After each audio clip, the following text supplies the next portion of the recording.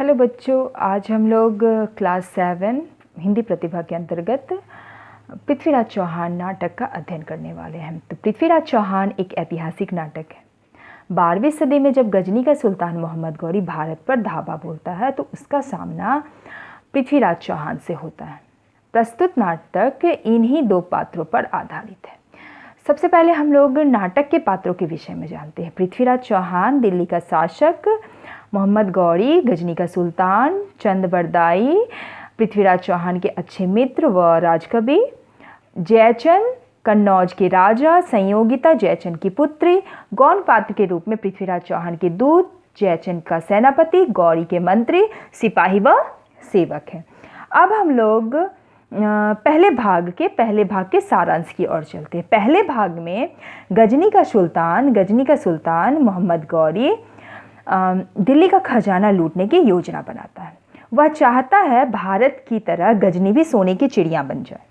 उस समय दिल्ली के वर्तमान शासक पृथ्वीराज चौहान थे। उन्हें जब पता चलता है कि मोहम्मद गौरी दिल्ली पर आक्रमण करने वाला है तो वह भी पूरी तैयारी के साथ युद्ध करता है और विजयी भी होता है। अब मोहम्मद गौरी पृथ्वीराज चौहान के सामने बंदी बना खड़ा रहता है। यहाँ भी गजनी अपनी कूटनीति से बच निकलता है। वह पृथ्वीराज से माफ़ी मांगते हुए कहता है कि मुझसे गलती हो गई जो मैंने दिल्ली पर आक्रमण करने की गुस्ताखी की। मैंने सुना है आप अपने दुश्मनों को भी माफ़ कर देते हैं। उनके मित्र चंदवरदाई पृथ्वीराज को आगाह करते हैं, रोकते हैं, हमें इसे माफ़ नहीं करना चाहिए। लेकिन पृथ्वीराज अपनी उदारता का परिचय देते हुए उसे क्षमा कर देते हैं। क्षमादान पाकर भी मोहम्मद गौरी अपनी हरकतों से बाज नहीं आता और वह दिल्ली का खजाना लूटने के लिए षड्यंत्र पर षड्यंत्र रचता रहता है। अब हम लोग दूसरे भाग के सारांश की ओर चलते हैं। तो दूसरे दृश्य में जयचंद अपनी पुत्री संयोगिता के स्वयंवर की तैयारी कर रहे हैं। जयचंद पृथ्वीराज चौहान से बहुत ही ईर्ष्या करता था और हमेशा उसका अपमान करना चाहता था। इस स्वयंवर में उन्हें यह मौका मिल गया। जयचंद इस स्वयंवर में हिंदुस्तान के सभी सम्राटों को निमंत्रण भेजते हैं, लेकिन पृथ्वीराज को निमंत्रण नहीं भेजते। यहाँ तक कि जयचंद पृथ्वीराज को अपमानित करने के लिए पृथ्वीराज का पुतला बनवाकर द्वारपाल के रूप में द्वार पर खड़ा कर देते हैं कि सब उसे द्वारपाल समझे। जब संयोगिता को पता चलता है कि पृथ्वीराज को स्वयंवर में का निमंत्रण नहीं भेजा गया है, वह अपने पिता के पास जाती है और प्रार्थना करते हुए कहती है कि पृथ्वीराज को निमंत्रण भेजा जाए, क्योंकि मैं महाराजा पृथ्वीराज को अपना वर मान चुकी हूँ। लेकिन जयचंद अत्यधिक क्रोधित होकर कहते हैं, असंभव, मैं अपने शत्रु के से कभी तुम्हारा विवाह स्वीकार नहीं कर सकता। जब संयोगिता के सामने कोई रास्ता नहीं बचता है तो वह अपने गुप्त सेवक द्वारा क्या करती है, पृथ्वीराज को प्रेम प्रस्ताव के साथ साथ स्वयंवर में आने का निमंत्रण भेज देती है खुद से। और पृथ्वीराज इस प्रस्ताव को स्वीकार भी कर लेते हैं और सेवक को यह कहकर भेज देते हैं कि वे इस स्वयंवर में अवश्य आएंगे। इधर पृथ्वीराज को जयचंद की करतूत का भी पता चल जाता है कि वे भरी सभा में उसका अपमान करना चाहते हैं। और संयोगिता क्या करती है, हाथ में जयमाला लिए स्वयंवर में एक एक सम्राट के सामने से निकल कर वो क्या करती है, द्वारपाल के रूप में बने पृथ्वीराज की प्रतिमा को, मूर्ति को माला जाकर पहना देती है। तभी पृथ्वीराज चौहान वहां आता है और जयचंद से कहता है कि संयोगिता ने मेरी प्रतिमा को माला पहनाया है, इस तरह यह मेरी पत्नी हुई, मैं इसे अपने साथ ले जाता, अगर किसी को आपत्ति है तो मेरा रास्ता रोके। सभी देखते रह जाते हैं और संयोगिता को लेकर पृथ्वीराज वहां से चला जाता है। अब जयचंद किसी तरह इस अपमान का बदला पृथ्वीराज से लेना चाहता है। जयचंद एक ऐसा व्यक्ति चाहता है कि जिसके साथ मिलकर वह पृथ्वीराज को पूरी तरह नष्ट भ्रष्ट कर दे और खुद दिल्ली का शासक बन जाए। अब जयचंद मोहम्मद गौरी से जाकर संधि कर देता है, मिल जाता है कि दिल्ली पर आक्रमण कर वह दिल्ली की राजगद्दी लेगा और गौरी को दिल्ली का सारा खजाना मिलेगा। गौरी इस संधि प्रस्ताव को स्वीकार कर लेते हैं और पृथ्वीराज और जयचंद कि आपसी फूट का गौरी लाभ उठाते हैं। जब पृथ्वीराज को इस बात का पता चलता है कि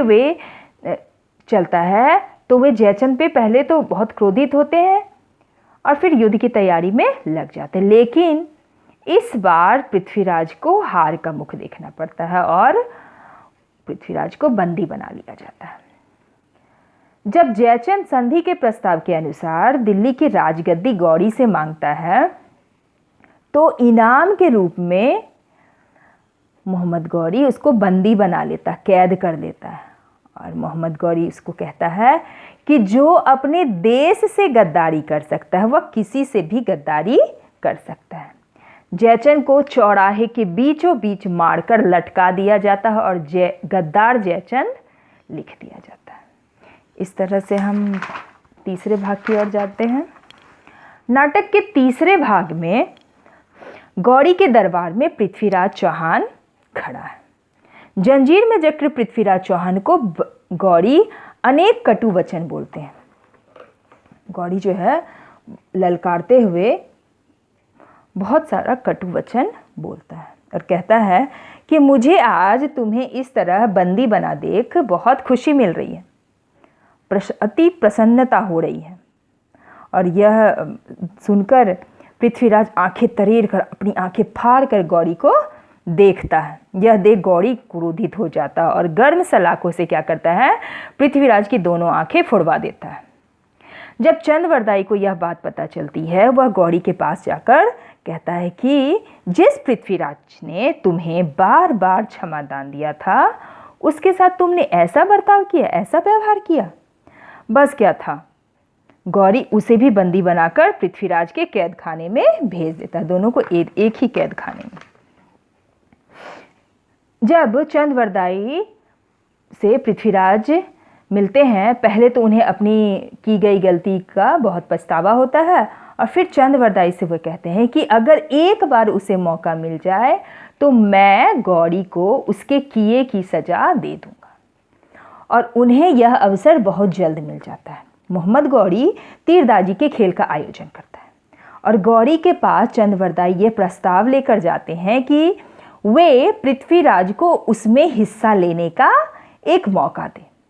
पहले तो गौरी जोर जोर से हंसने लगता है और फिर कहता है कि वह अंधा तीरंदाजी करेगा।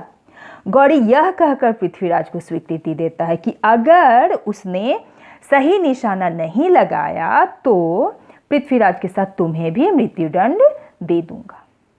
अब पृथ्वीराज और चंद्रवरदाई योजना बनाते हैं कि वे शब्दवेद धनुर्विद्या द्वारा गौरी का वध कर देंगे। शब्दवेद धनुर्विद्या में कला में ये पृथ्वीराज चौहान निपुण थे। शब्द के आधार पर धनुष जलाने की विद्या को शब्दवेद धनुर्विद्या कहा गया है। चंद्रवरदाई पहले ही गौरी को यह कह देता है कि सुल्तान जब तक आप 3 बार निशाना लगाने का आदेश नहीं देंगे तब तक पृथ्वीराज निशाना नहीं लगाएंगे। ऐसा चंद्रवरदाई इसलिए कहता है कि वो जब बार बार बोलेंगे तो उस ध्वनि से उन्हें दिशा का पता चल जाएगा पृथ्वीराज को। और चंद्रवरदाई पृथ्वीराज से कहते हैं कि मैं आपको दोहे द्वारा बताऊंगा कि गौरी कहाँ पर बैठा है। बस तीरंदाजी के कार्यक्रम में ऐसा ही होता है। गौरी 3 बार पृथ्वीराज को हुक्म देता है कि तीर चलाओ पृथ्वीराज, तीर चलाओ पृथ्वीराज। और इधर पृथ्वीराज धनुष बाण लिए तैयार है और चंद्रवरदाई दोहा गाना शुरू करते हैं। 4 बास 24 गज अंगुल अष्ट प्रणाम, ता ऊपर सुल्तान है मत चूके चौहान, मत चूके चौहान। इस पंक्ति का यही अर्थ है कि 24 गज की दूरी पर ठीक आपके सामने मोहम्मद गौरी मतलब बैठा है, सुल्तान बैठा है, आप निशाना लगाइए, आपका निशाना ना चूके। इधर मोहम्मद गौरी भी निशाना साधो पृथ्वीराज कहता है। गौरी की आवाज और चंद्रवरदाई के दोहे को सुनकर पृथ्वीराज तीर चलाते हैं। तीर सीधे गौरी के छाती में जाकर लग जाता है। इस तरह पृथ्वीराज अपनी हार का बदला ले लेता है और योजना अनुसार चंद्रवरदाई और पृथ्वीराज एक दूसरे के पेट में तलवार घोंप देते हैं और कहते हैं कि गुलामी से अच्छा तो मरना है, दुश्मनों के हाथों मरना पृथ्वीराज की शान के खिलाफ है। इस तरह पृथ्वीराज चौहान मरकर भी अपने देश के स्वाभिमान को बनाए रखते हैं। धन्यवाद।